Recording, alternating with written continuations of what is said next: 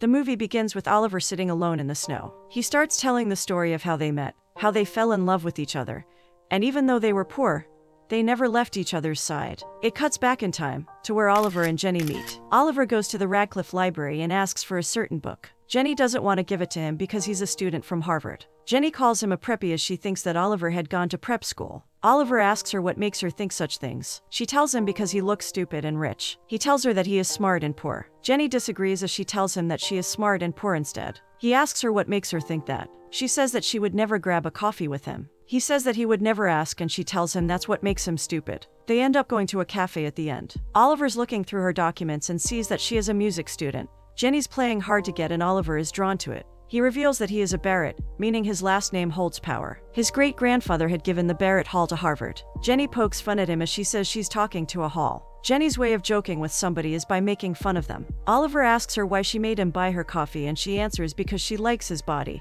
Her answer surprises Oliver pleasantly. They finish with the coffee and head outside. While walking, Oliver reveals that he is majoring in social studies. As they get to Jenny's place, Oliver stops and invites her to the Dartmouth hockey game on Friday. Jenny doesn't really give Oliver a clear answer. It cuts to the game. Oliver receives penalty and is pulled for 2 minutes. While he's sitting on the bench, Jenny approaches him. She starts talking dirty to him, but he doesn't pay attention to her as he's trying to focus on the game. She leaves him and sits in the crowd. Barrett gets in the game and of course he scores and his team wins. After the game, Oliver and Jenny walk out together. While talking, Oliver kisses Jenny on the cheek to stop her from poking fun at him. She tells him off as he didn't ask her if he could kiss her. Oliver admits that he got carried away. Jenny continues to rant, but Oliver stops her and kisses her on the lips. After the kiss, Oliver decides to prank her. He tells her that he might call her in a few months. She gets mad and calls him a She leaves, but Oliver stops her and says that she can dish it out but can't take the attitude. Oliver gets home and his roommates make fun of him. He doesn't really like their behavior, so he goes into his room and calls Jenny. He tells Jenny that he's in love with her. The next morning, Jenny tells him that he shouldn't say he loves someone without meaning it.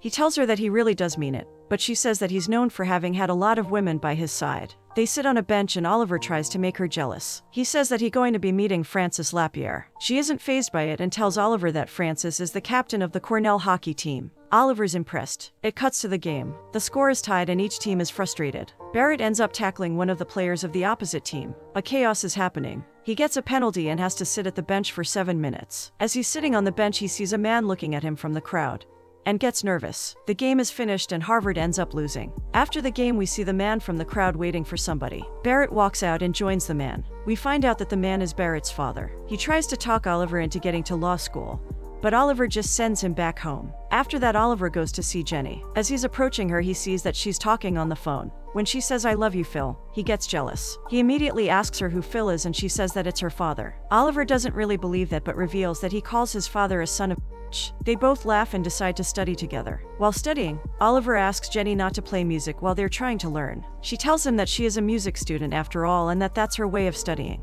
They decide to go on a walk in the rain. As they're walking, Oliver decides to be honest with Jenny. He calls her the supreme Radcliffe smartass and tells her he doesn't want to play verbal volleyball with her. He thinks she's scared and that's why she doesn't have the courage to admit that she cares. Jenny tells him that she does care and he kisses her in the rain. They go home and make love. Jenny is a Christian. Oliver asks her why she decided to leave the church. She answers that she never really joined the church. She loved the world she was living, saying that nothing's better than Mozart, the Beatles, and even Oliver. Time goes by and the couple gets closer and closer. They're more in love as the days go. They can be seen studying together, playing in the snow, and just enjoying in their love. Oliver gets invited to one of Jenny's performances. He stares at her with love as she plays the piano. After the performance, Oliver starts complimenting her talent. She says that she's just okay and that she will be brilliant when she gets trained by Nadia Boulanger next year as a part of her scholarship. Oliver's surprised and pissed off at the same time. He asks her how long did she know about that, and she tells him that their breakup is inevitable, as they will both move on with their lives after graduation. She tries to name all of the things that are different about them, but Oliver cuts her off by asking her what about their marriage. She is confused and Oliver asks her to marry him. She agrees and they kiss. It cuts to them driving. Oliver is taking Jenny to meet his parents.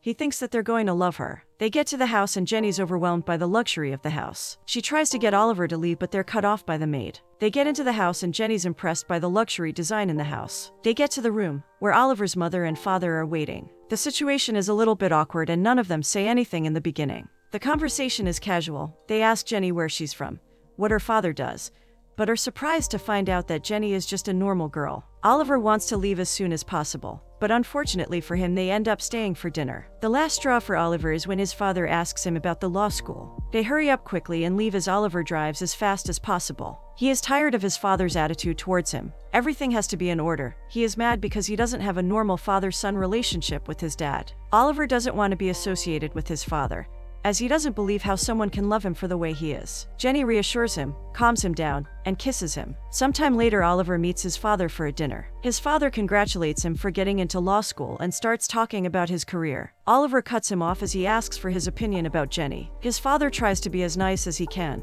He does say that she is very charming, but says if he marries her now, he will not get a penny from him. Oliver goes to the dean in his law school. He asks for a scholarship and the dean looks at him rather odd. He is surprised as Oliver comes from a millionaire family. Oliver explains his situation but doesn't get an answer. The dean tells him he could try mid-year. Oliver is driving with Jenny as they're going to meet her father. She tells him that her father was pleasantly surprised to hear that his daughter was marrying a Barrett. Phil doesn't agree with the fact that Oliver's father is against the marriage. He tries to call Oliver's father, but Jenny stops him. She tells him that they don't want a Christian wedding and they don't want to marry in a church as well. They tell him that they want to do the wedding themselves. The collage chaplain presides over, and the man and woman address each other. Her father says it's wonderful and he supports them. It cuts to the wedding. Both Oliver and Jenny read their vows to each other. Their vows are filled with love, appreciation, and admiration for the other person. They say their I do's and they are pronounced a man and wife. A couple of days later, they arrive at their new home. It's a shady-looking house in Mongolia. Jenny makes Oliver carry her over the threshold. He hesitates at first but decides to do it either way. The couple gets used to their new life and their new house as time goes by. The couple starts working in a camp to make money for Oliver's scholarship. It's not easy for them, but they have to get the money from somewhere. One day, Jenny tells Oliver that they've received an invitation to his father's 60th birthday. Oliver immediately says no, even though Jenny tries to change his mind.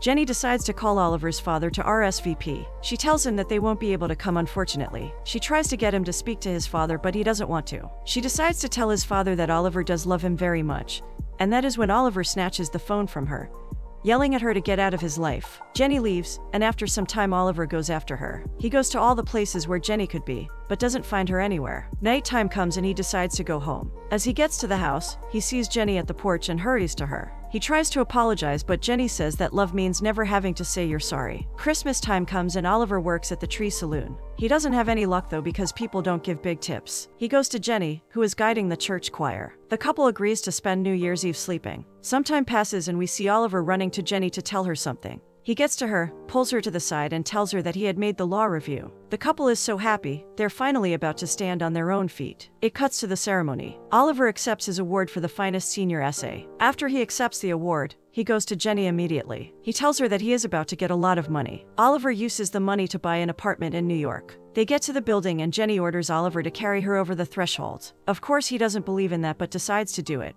The couple sets in New York, and as time goes by, they try to get used to it. We see Oliver play some games with his friend. He reveals that he and Jenny were trying to make a baby. After the fun activity, Oliver decides to go to Shapley's office to see the blood test results. They're trying to make a baby, and because they aren't getting any progress, he already knows that the problem must be in one of them. The doctor reveals that the problem is in Jenny. Oliver tries to stay as positive as he can and says that they'll adopt kids. The doctor interrupts him and says that the problem is more serious. He says that Jenny's dying. She doesn't have much time left, and the treatment must start as soon as possible so the process is less painful. He says that he will refer them to Dr. Addison to make sure Jenny's around as long as she can. He also tells Oliver to act as normal as possible, as that's the only thing he can do for Jenny. Oliver leaves, and sadness, anger, and guilt fills him up. He's dumbfounded as he walks the streets of New York. He gets home and tries to act as normal as possible. He shows love to his wife and appreciates every moment with her. He lies awake all night. In the morning, he sees that Jenny's not beside him and panics. Jenny comes to him and drags him out of bed. She had prepared breakfast for him. Oliver goes to play tennis with his friend. After the game, he tells his best friend that he has turned down a big offer in Chicago to stay with Jenny. He leaves and finds himself wandering the streets and losing himself in his own thoughts. He goes home and surprises Jenny with tickets to Paris. He plans to spend Jenny's remaining time making all her wishes come true.